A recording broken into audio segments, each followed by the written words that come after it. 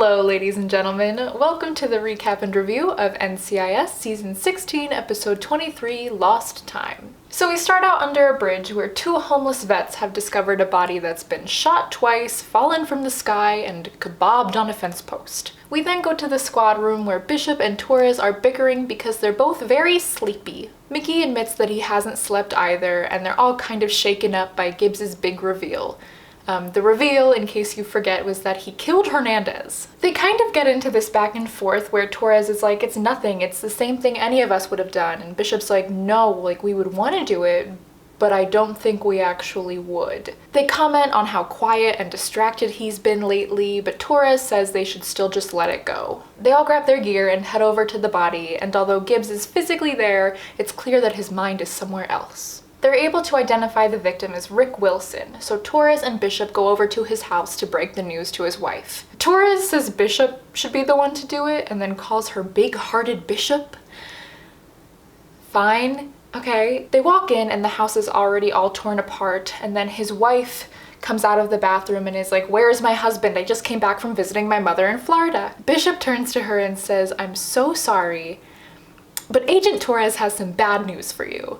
And as much as I love a fun bickering moment, this just feels like absolutely not the time. They bring the wife back to NCIS to interview her, and she said her and her husband really didn't have anything worth stealing, and that he might have made enemies over in Afghanistan, but he didn't really have any here. She also wonders if it had anything to do with a mission he was on years prior where him and 4 other men captured a terrorist, but he'd always been very secretive about it. All this talk of secrets starts to overwhelm Gibbs, and he abruptly walks out. Then there's this really great sequence where Gibbs is desperately trying to flee NCIS, but every time he turns around, there's like 5 more people waiting to talk to him, like they're just materializing. The team wants Sloane to talk to Gibbs, but she says she has to go to a dentist appointment. There's a lot of this in this episode. Down in Autopsy, Jimmy and Casey have the misfortune of existing in front of Gibbs right now, and he really just goes off on them and then storms out. There's another surviving team member named McCarthy, and they decide to go investigate his house, even though the last known person to be living there was a girlfriend of his. Bishop pulls Gibbs aside and tries to talk to him, but they're interrupted by Torres saying they found blood on the bed. Gibbs once again gets really overwhelmed, takes the car, and zooms away. The other 3 Uber back to NCIS, I guess, and try and figure out where Gibbs could have went. McGee decides that they should wait to tell Vance to give Gibbs more time. Gibbs calls Dr. Grace to meet him at this low-key, obscure bar, and she walks in and comments on his fresh new marine cut, a cut which he says was necessary. Dr. Grace says it took so long to get to Gibbs because she was in the middle of another session, and the woman she was with was on the verge of a breakthrough. Gibbs tells her that he broke rule number 4, which is the best way to keep a secret is to keep it to yourself. Back at NCIS, they bring in another surviving member of the team, Kalfa. He says he spoke to the other surviving members on the phone last month, and Wilson's wife says she remembers a big argument occurring during the phone call and that the men never really got along all that well, which flips the spotlight onto Kalfa. Back at the bar, Gibbs tells Grace that he did something outside the law, and she's like, whoa. She's a little unimpressed. She says that the rest of the rule states that second best is to tell one other person and there is no third best. Gibbs then reveals that last week he told his 3 best agents about it. He then starts kind of spiraling, and he's like, I always teach them about character and integrity and that they should be taking responsibility for their actions, but I'm not taking responsibility for mine. Which is why Gibbs wants to turn himself in, like to prison, to the law enforcement. Bold. Ducky then walks into the squad room with some good old-fashioned archival findings and reveals that when they captured the terrorist, $3 million that was supposed to be there went missing. People wondered if the surviving team members took it for themselves, but they never investigated. Now with a possible motivation, they wonder if one of the men was eliminating their accomplices. Back with Grace and Gibbs, Gibbs is talking about how he's always cared what his team thought about him. Oh my god. Gibbs says that all of the people he's arrested have had their own justifications, but he's still put them behind bars, so why is he any different? They're also talking very loudly.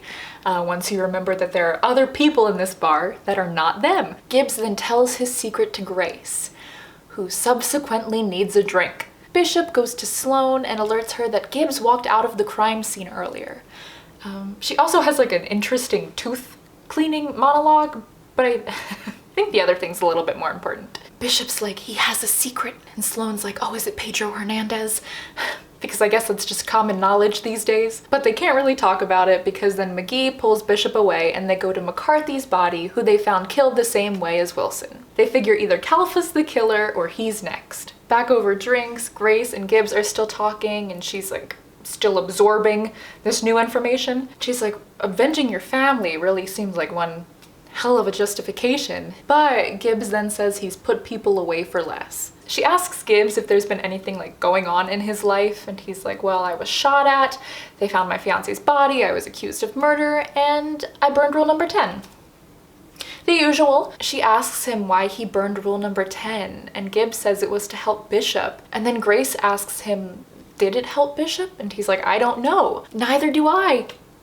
And I'd love to find out. Can we talk about she for a minute, please? But then Grace kind of shifts it and she's like, well, did it help you? And Gibbs is like, hi, does it look like it helped me? Grace theorizes that Rule 10 and like his rules in general are just kind of like a security blanket to him, and that maybe all along he's been subconsciously, personally getting involved in all of these cases, and they have to really discuss like what the weight of that is on him. They briefly discuss Gibbs retiring and he's just like, hell no. Grace asks him if he thinks there will ever be a good time for him to retire, and he says that he thinks he'd be lost without NCIS. Back at NCIS, they kind of get Calfa to admit to stealing the money, so they think that he is the murderer. Afterwards, Torres drops Wilson's wife off back at home, they hug, and he leaves. While he's driving away, however, he sees another car pull into the driveway, and so he turns around. When he asks the woman who she is, she says that she's Wilson's wife,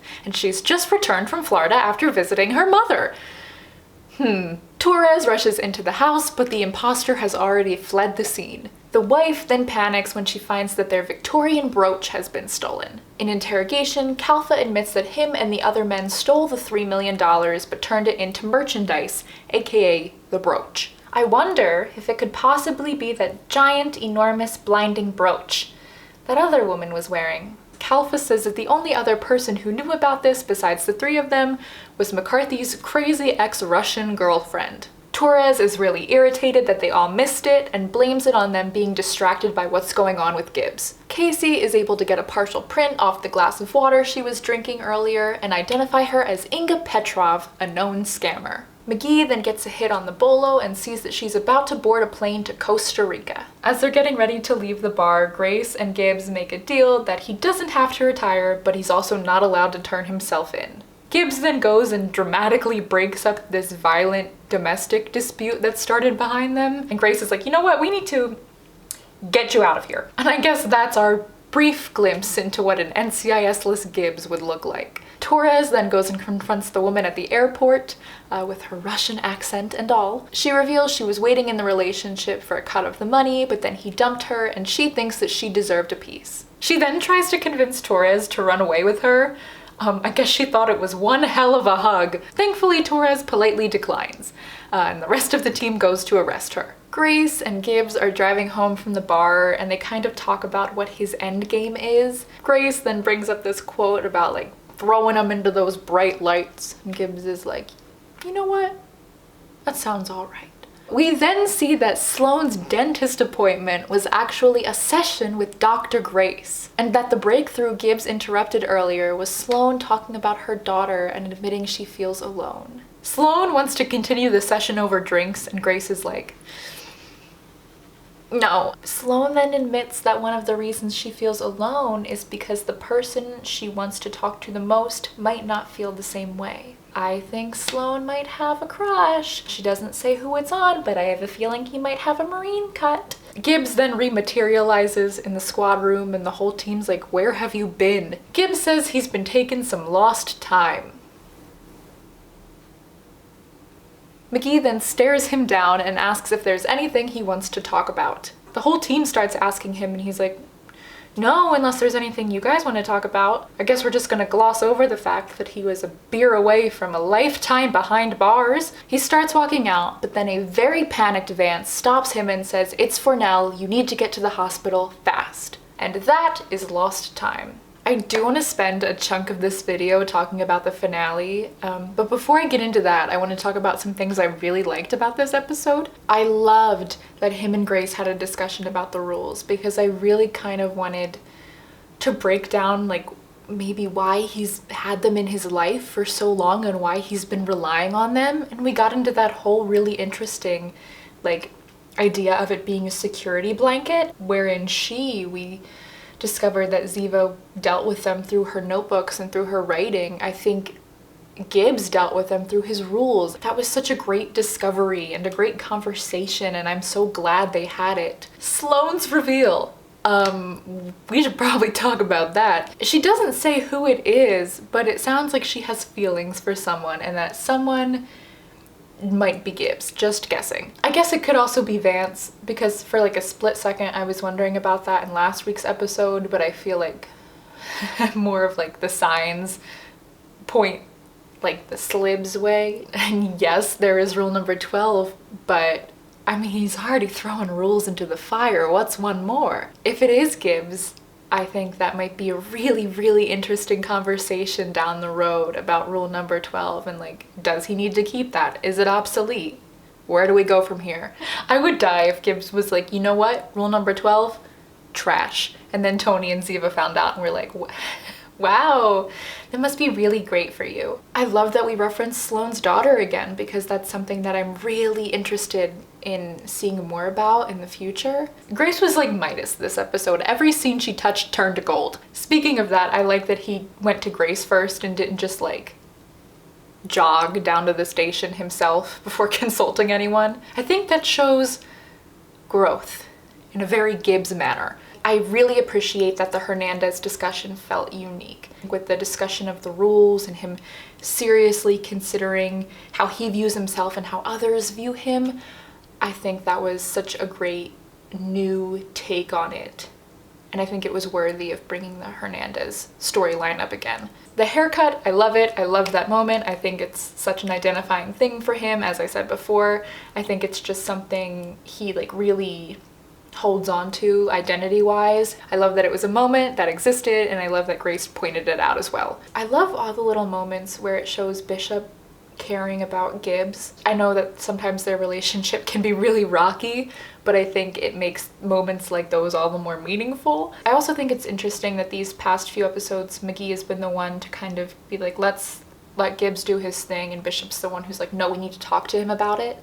And I think that's a really interesting dynamic, and I think it's very fair because McGee has been around forever, and so he knows this older Gibbs who deals with things in like an older Gibbs way. I think the Gibbs that Bishop is more familiar with is more of a newer, kind of evolved Gibbs who deals with things differently. I think they both mean well, and they're both just trying to do what they think is best for him. What will Gibbs's ending be? I don't think that's a discussion we need to like deep dive into right now. I think we might have some time. But I love that they kind of introduced it, because I think that's a wildly interesting conversation that could go on for a long time. A little beef that I kind of have with this episode is the case. I really enjoyed the case. I think it was a really great case. Yes, I think it's weird they didn't ID her, but moving past that, I loved the twist with that it wasn't really his wife, it was like a fake wife. However, I think I would have liked it more if it was like a mid-season case, or just any time period that wasn't around a premiere or a finale. I wish the case we would have gotten would have been a little bit more either tied into the finale or parallel to what Gibbs was experiencing. And I know there were some similarities with like secrets, like the whole case really revolving around secrets and them unraveling eventually, but I wish it either would have been a little bit stronger of a mirror to Gibbs's situation, or introduce some stuff that we're gonna see in the finale. Again, I loved the case, I just kind of wish it was in a different episode. One thing that I have adored about this season is that it's had so many of the team members getting personally involved in a case like every single episode, and that just kind of felt missing here. And I certainly wouldn't have wanted a case that overshadowed what Gibbs was going through, but I think there could have been something that maybe complemented it a little bit more. Let's talk about the finale. I am so excited for Ghost Diane. In the promo, she really just rolls up to Gibbs' door like, knock knock. She doesn't even knock. She literally just stands there and blocks him. A legend. The promo kind of tries to make it sound like she's alive, which I certainly do not think she is. Like, I'm fairly certain she's dead and she's just coming back as a ghost. Or maybe it's like a Twilight Zone moment where they've both actually been dead all along. I love the relationship between Gibbs and Diane. I kind of always have, and so I'm so excited to see them interact in this episode, especially now that they're kind of on this new level. I think it's not only going to be really fun, but also really emotional. I'm probably gonna be a mess. I also love that we all just accept that Gibbs sees ghosts from time to time, but not enough to be like genuinely concerned about it. I'm just kind of throwing this out there, but if you guys remember, at one point there was like a fake title or like an alleged title floating around to this episode that was Alternative Twilight. I don't know if this would happen or how likely this would be, but I think it would be really fun to get some like alternative flashbacks to the day Diane died, or even beyond that, or like prior to that, like how would things have been different? What would have happened if she lived? Like where would her life be now? Where would Gibbs's life be now? Again, I don't know how likely that is, but I like the idea of it. Fornell looks like a whole mess this episode, by the way. Early in the promo, Fornell like whips out a gun and aims it at a doctor, I think, which seems illegal. I wonder how we're gonna just skate past that one. Just as a reminder, Emily is in the hospital due to a drug overdose, and according to a recent article from TV Guide, she was given a near fatal dose of a date rape drug. I believe we also know that Fornell is gonna want Gibbs to go all vigilante again and take out the people who are responsible. But I think based on what happened at this episode, Gibbs is gonna be like, no. Which makes me wonder if Fornell is gonna wanna go vigilante himself, or like how far he'll get into that. Because I think Gibbs has the hindsight now to be like, you don't wanna do this. Look at where it's gotten me, like look at how I'm still dealing with the consequences. I have a feeling he's gonna try and talk him out of it. How successful he'll be, I don't know.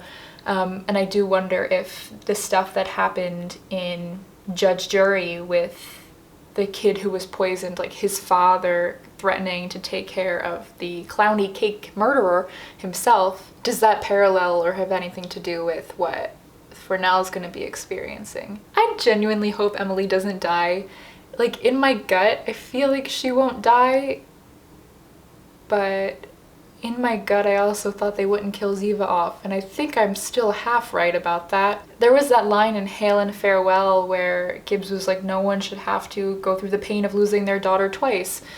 And with Emily kind of also being like a daughter to Gibbs and him already losing Kelly, you know, what is that line suggesting? I'm really curious to see how much this finale spills over into the season 17 premiere, and I think a lot of that is going to have to do with if Emily dies or not.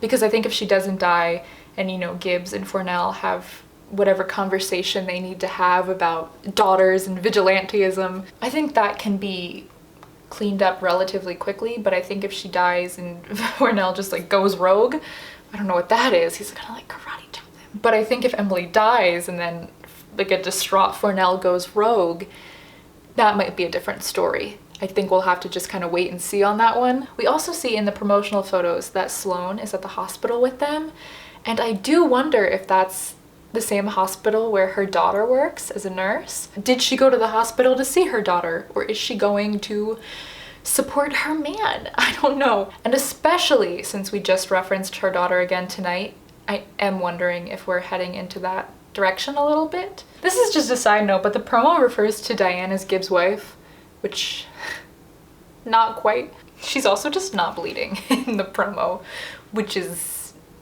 Great for her, she lived. In the promo, we also see a shot of Gibbs running through the hospital. I wonder if that's like a good run, like did he just find out Emily's awake and now he's going to see her? Or is it like she died?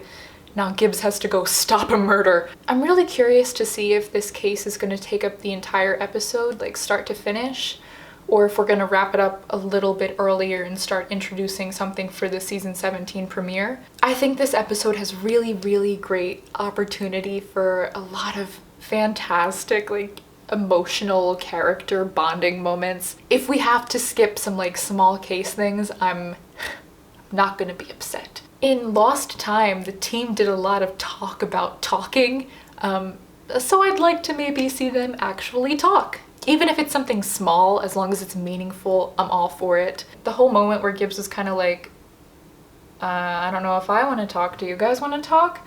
Was very reminiscent of the conversation that he and Bishop had in Perennial about like, I need to know if you know. I would love to see them rehash that conversation. I feel like Gibbs, I know he's been distracted, but I don't think he's forgotten about it. I hope he hasn't forgotten about it. I would also love to see him have a conversation with McGee again, because I think the ones that we've had so far that were kind of more brief and like it didn't get too deep, those have all been really intriguing, and I want to see more of those where we go a little bit more in depth and like they're not interrupted or whatever. I'd also love to see if Torres and Gibbs have a conversation with each other, because we haven't seen the two of them directly converse as much. I'd also love to see him apologize to Casey and Jimmy, because he was so freaking rude to them.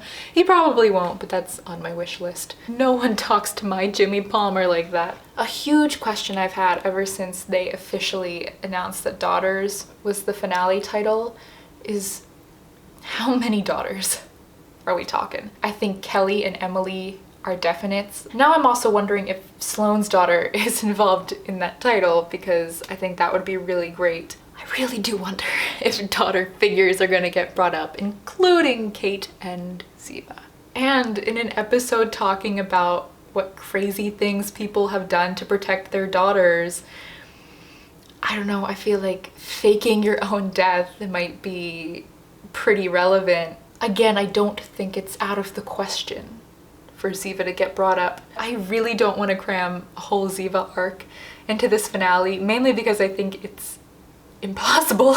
And if we're gonna go down that Ziva road, I would love to see it fleshed out into its own arc where that is the focus and not just like a side thing happening. Still, I'd love to see some references as to where we might be headed with that, or just like an acknowledgement that we are still heading somewhere with that. I also can't really see how Ziva would be brought into this specific storyline.